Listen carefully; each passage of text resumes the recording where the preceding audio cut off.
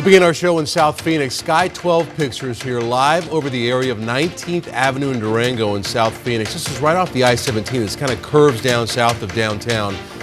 Big police presence there. Phoenix police have been involved in the shooting. You can see several different emergency vehicles in that area right now. Good evening. Thank you for joining us for 12 News at 10. I'm Troy Hayden. Let's get to that scene out there, mostly an industrial area. 12 News journalist Tiani Jadalang joins us live from there with that huge police presence. All right, what do you know about this, Tiani?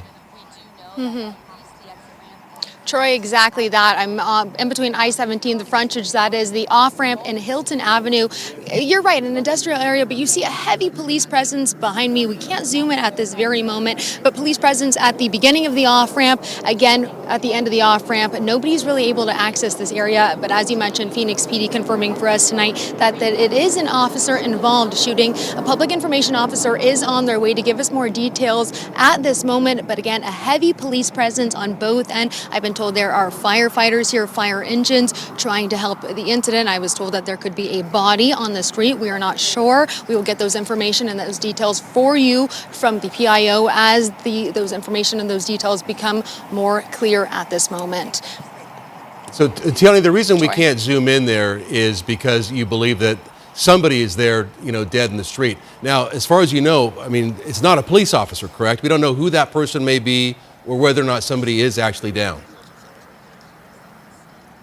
Troy, we don't have those details at this moment, but again, our photographer Alexis here for the last 20-30 minutes or so, and we have seen maybe some sort of body in between some of the police vehicles. We can't confirm whether it was just an individual involved in this incident or an officer at this moment. We do know it was an officer involved shooting, but again, we'll have those details as the PIO comes out and gives us more information. Yeah, and one of the things I will say is over the years, if the officer indeed was the one who was down, I think we'd see a much larger police presence there. So I would assume at this point that it's not an officer. So we'll hope to get more information from you, Tiani, throughout the show. Thank you.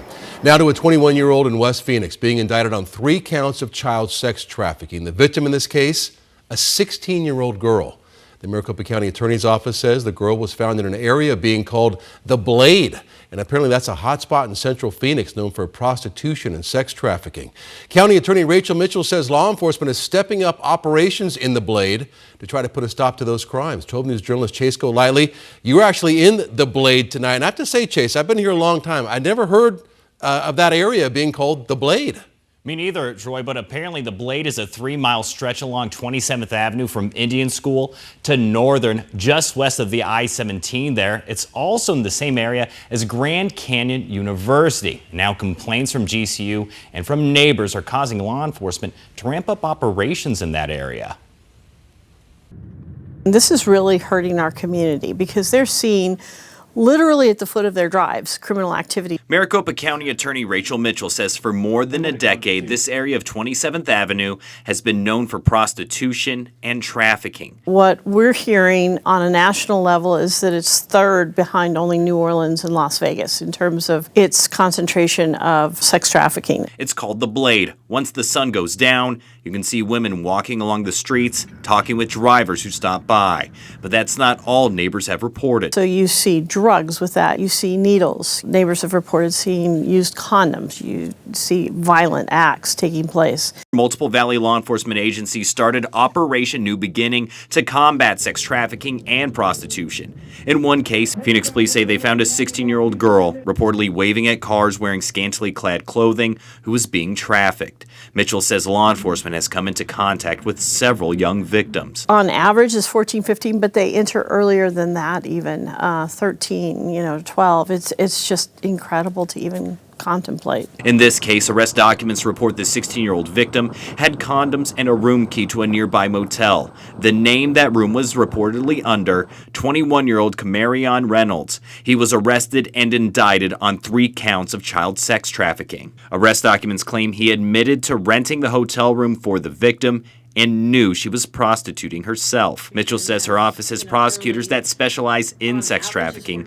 to not only go after the criminals, but also help victims. That's really important to us. I mean, really what we want to do with people who are victims of this is get them off the street and not have them just go back onto the street with some other trafficker. Since the operation began back in August, the county attorney's office reports 71 arrests. For those found guilty of trafficking, Mitchell says it could come with a life sentence. This is not going to be accepted in Maricopa County or in Arizona.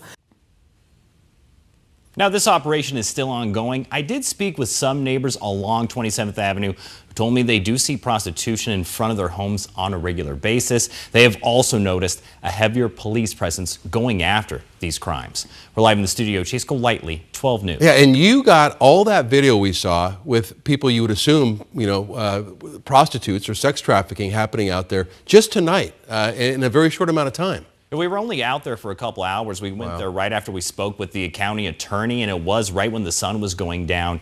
You would see them coming out, and neighbors were telling us that they're the ones that are dressed scantily clad, that are wearing very revealing clothing, and it did seem that more were appearing to come out as the night was going on. Wow, and as you pointed out, just imagine if you're living in that neighborhood and that's what you're dealing with every single night. Every day they see it. All right, Chase, thank you. Record day of heat here in the valley. Did you go outside? You probably felt it. Temperatures reaching over 90 degrees for the first time this year, and that left a lot of fans pretty warm out at spring training. We are just entering really the hottest part of our season in terms of tourism. And now we're heating those poor tourists up who are just showing up here from Milwaukee and other places.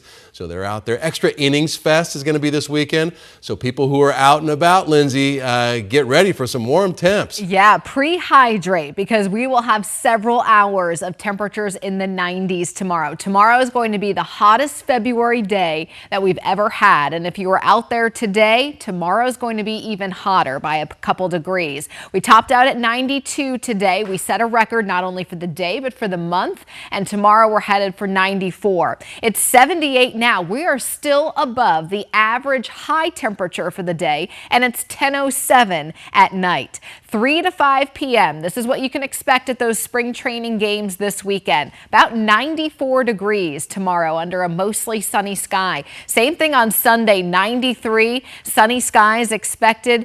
Evening game will definitely be more comfortable because by noon we're at 84. A lot of these games starting around 1 p.m. and we're going to be at around 87 degrees at 1 p.m. And 4 p.m. 92, and we'll stay there till about 6. A little bit better during the evening with a few scattered clouds. On top of the heat, you also have the sun factor, and we'll have plenty of that this weekend. UV index both Saturday and Sunday at a 6, which means that burn time without sunscreen is only 30 minutes or less. Troy? All right, Lindsay, thank you. We'll see you in a little bit for the full forecast. Avondale tonight, a man is killed when he crashes his car into a tree. It happened near Santa Fe Trail and Windsor Avenue. The man apparently hit another car on the roadway before then colliding over and colliding with that tree. He was pronounced dead at the scene, while one person in the car had minor injuries, and the cause of the crash is still being investigated.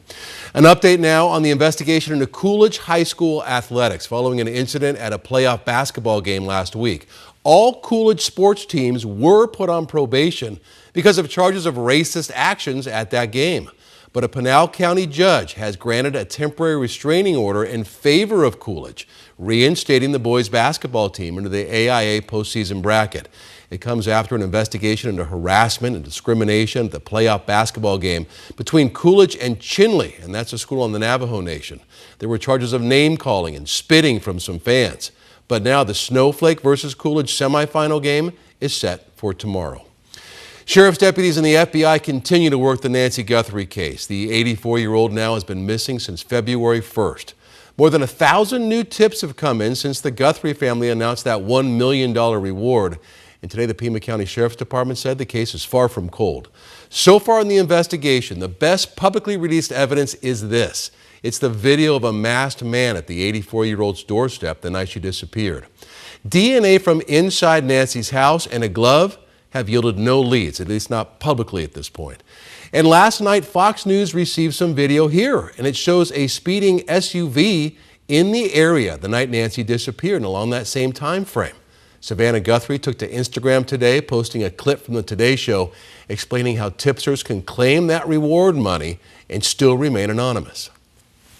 How does the FBI go about guaranteeing that people who do reach out, that they actually remain anonymous? Yeah, so Craig, experts say that let's say you submit a tip, it qualifies for the reward, you want to remain anonymous, you can then pick up that reward at a neutral location that's decided, often a place like a post office. That reward will likely be given to you in cash, and all you have to do is show that unique PIN number that's associated with your tip. You do not need to show your ID. Experts say it is really not traceable and no questions asked. So as this case approaches the 1-month mark, CNN reports that Savannah intends to leave Arizona and return to New York and her job at the Today Show. But the timeline is still unclear. And a strange side note here, last night a man was arrested for DUI just outside Nancy's home. News Nation is reporting the man drove slowly past the home about 50 times and also had a photo of Nancy on his phone. Deputies stopped and questioned him, and the 36-year-old man was arrested after they say he failed a sobriety test. When floodwaters tore through Gila County last September, the Globe Miami area was just devastated. But now, months later, the communities are rebuilding. The superintendent of Miami schools said the high school alone had $4 million in damage. But right away, hundreds of people began helping to bring that campus back to life, including a lot of students. And those students are now using the experience to help them be prepared should disaster strike again. They formed a student response team that's trained and ready to go. It goes hand in hand with what the adults do here on campus in order to prepare for emergencies. Now we'll have a support system with our kids. So what they're doing is making... Some items around campus did have to be replaced. Others, though, were able to be put back into use. The cafeteria, one of the first things cleaned up because that cafeteria actually makes food for all the rest of the schools in that district.